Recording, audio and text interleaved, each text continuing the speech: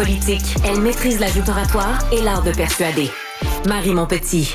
La rentrée scolaire rime pour beaucoup de parents avec retour des lunchs et des collations. Est-ce que vous êtes en manque d'idées? La nutritionniste Sandra Griffin propose son nouveau livre « Collation maison », un livre qui regroupe 70 recettes de collations maison faciles, nutritives et adaptées à la famille pour aider les parents dans la préparation des boîtes à lunch. On en discute avec elle. Bonjour, Madame Griffin.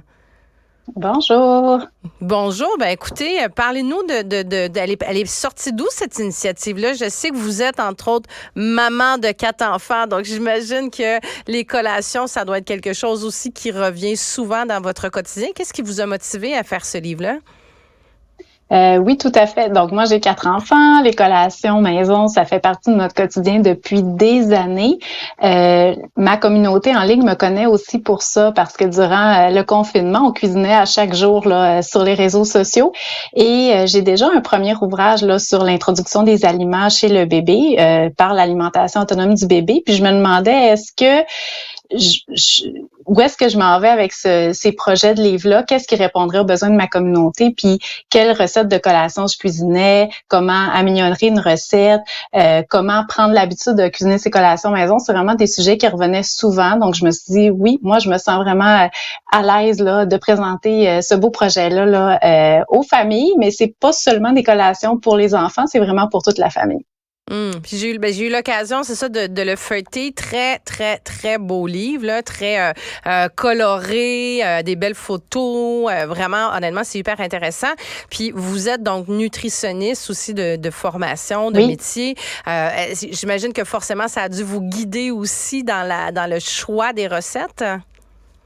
Oui, en fait, pour moi, c'est important qu'une collation, ça répond aux besoins du corps, donc donner de l'énergie quand on a faim, mais aussi apporter une valeur nutritive. Donc, je voulais des collations qui contiennent des éléments nutritifs, donc qu'elles soient soutenantes, qu'elles contiennent des fibres, qu'elles contiennent des petits fruits, des graines. Donc, mais tu sais, outre le fait nutritionnel, je voulais qu'elles soient bonnes. Fait que peut-être qu'il y a certaines collations que certaines personnes vont trouver trop sucrées ou d'autres que certains vont trouver pas assez sucrées, mais je voulais qu'elles soient bonnes et nutritives et inspirantes. Là, vous avez vu les photos, c'est des vraies collations. C'est ça le résultat qu'on a à la maison, là. OK, donc ça plaît, c'est ça. Ça plaît à. Oui. Il y a la partie à l'œil aussi qui est importante quand on mange. Puis c'est ça, vous dites c'est pour toute la famille, mais c'est vrai que pour les enfants aussi, là, des fois, c'est un critère pas mal de base que ça ait l'air appétissant.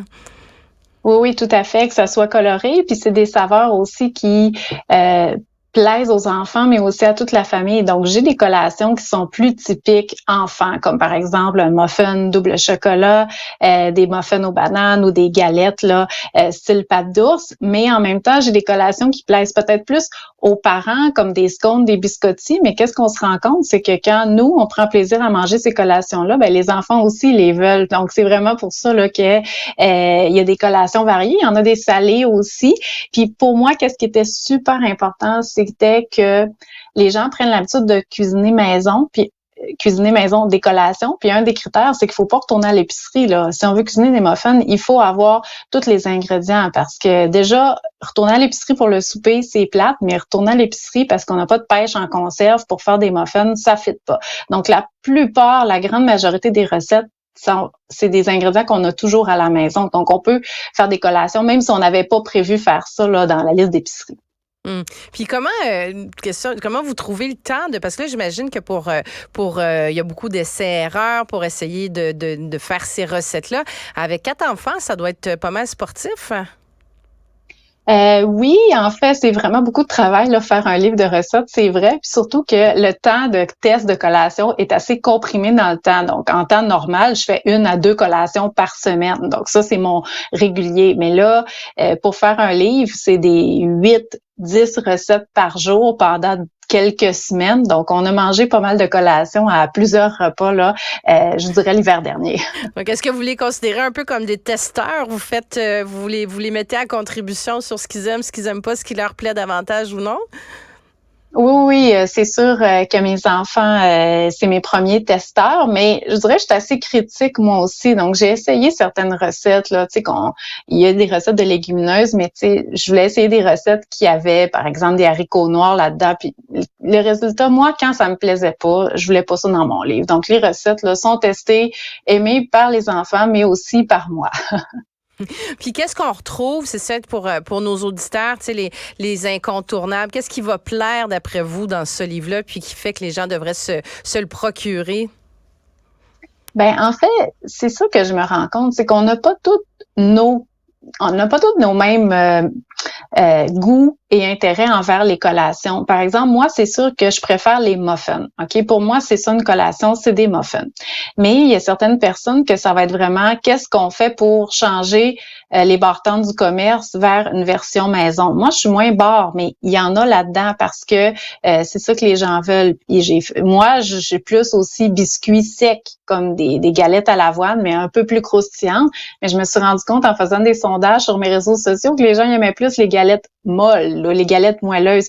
Donc, il y en a vraiment pour tous les goûts. Il y a aussi des collations qui sont salées, des petites bouchées, des choses qu'on peut garder au congélateur là, pour avoir toujours sous la main des boules. Donc, il y en a vraiment, vraiment pour tous les goûts. Puis, j'ai testé aussi auprès d'étudiants à l'université, puis eux, alors qu'on n'est pas dans le domaine de la famille, puis eux étaient très attirés là par les petites boules ou les petits mélanges méli-mélo, ces choses-là. Donc, j'ai vraiment pris des inspirations de partout là.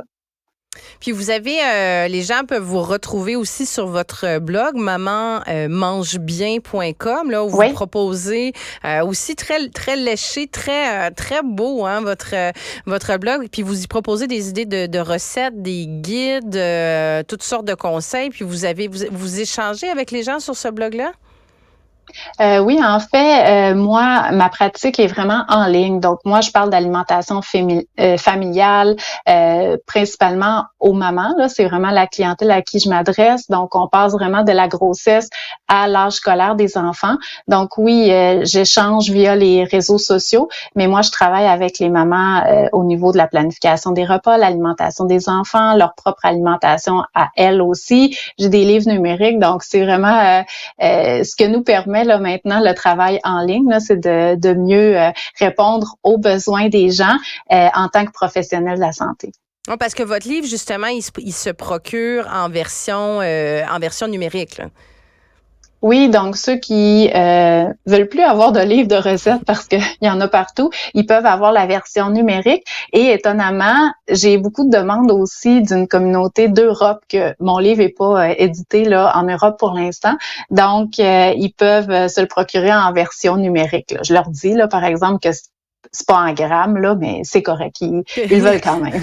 Il y a des petits enjeux de conversion à faire pour la recette. Puis, les questions, comme vous me dites, justement, vous êtes, votre spécialité, c'est plus les familles. Les questions qui reviennent régulièrement ou les défis que les familles rencontrent régulièrement au niveau de l'alimentation, vous les résumeriez comment?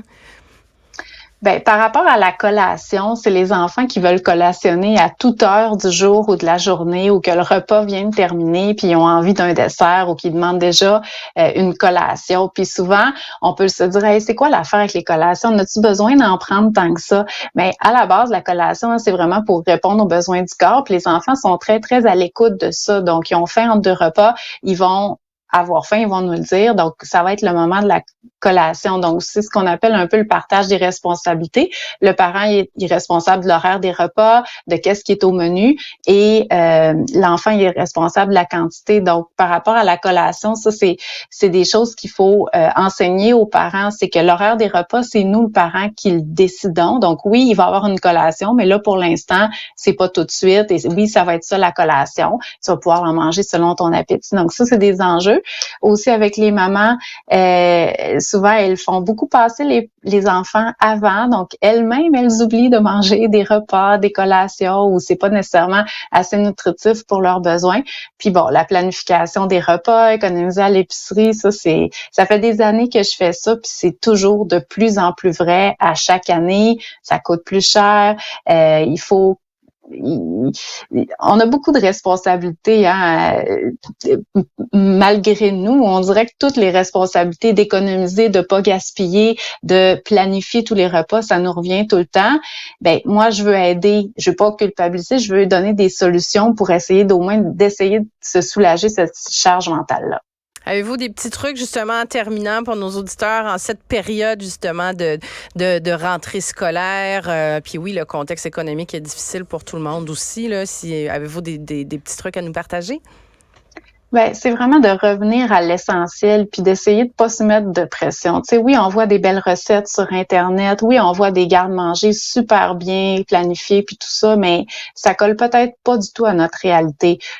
3 bons repas, des légumes, un repas qui nous plaît, qui est facile de cuisiner, des fruits, des légumes en abondance. Pour vrai, là, des fois, il faut revenir à l'essentiel pour mieux avancer. C'est certainement très sage comme conseil. Je le rappelle, Sandra Griffin, vous êtes nutritionniste, vous êtes autrice. On peut vous retrouver sur votre blog mamanmangebien.com et y retrouver aussi votre nouveau livre, Collation Maison. Merci beaucoup d'avoir pris le temps de venir en discuter avec nous. Merci.